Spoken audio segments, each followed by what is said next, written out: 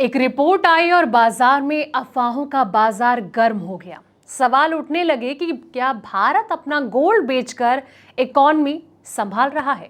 लेकिन सरकार और आरबीआई के एक बयान ने तमाम अफवाहों को खामोश कर दिया है।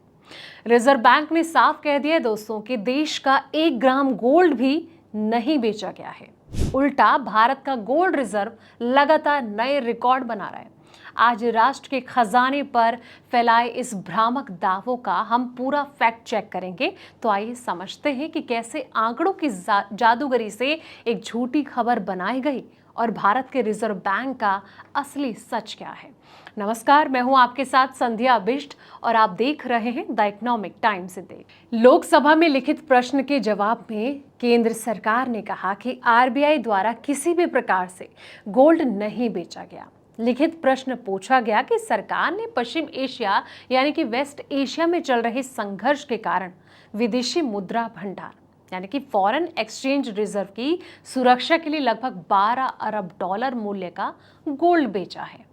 सरकार का जवाब नहीं। भारतीय रिजर्व बैंक यानी कि आरबीआई ने साफ तौर पर कहा कि उसने कोई भी गोल्ड नहीं बेचा। इससे पहले आरबीआई ने 3 जून 2026 को जारी अपने प्रेस विज्ञप्ति में कहा कि सोना बेचने संबंधित खतरे गलत और भ्रामक है। प्रेस और मीडिया के एक वर्ग में प्रकाशित रिपोर्ट का आरबीआई ने जो है खंडन किया है। गोल्ड का मौजूदा भंडार की अगर बात करें तो 29 मई 2026 तक आरबीआई के विदेशी मुद्रा भंडार का हिस्सा रहे गोल्ड का भौतिक भंडार 880.52 टन पर यथावत बना हुआ है।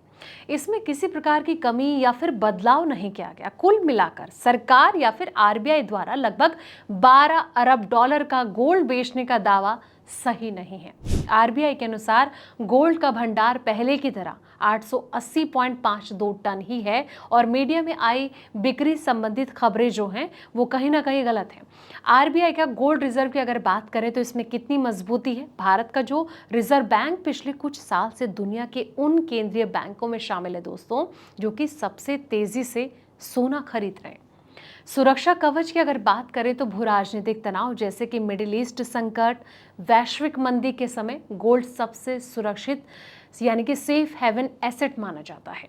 विदेशी मुद्रा भंडार की अगर बात करें तो भारत का forex reserve all time high के करीब है। इसलिए आरबीआई को रुपए को संभालने के लिए गोल्ड बेचने की बिल्कुल भी जरूरत नहीं पड़ी है।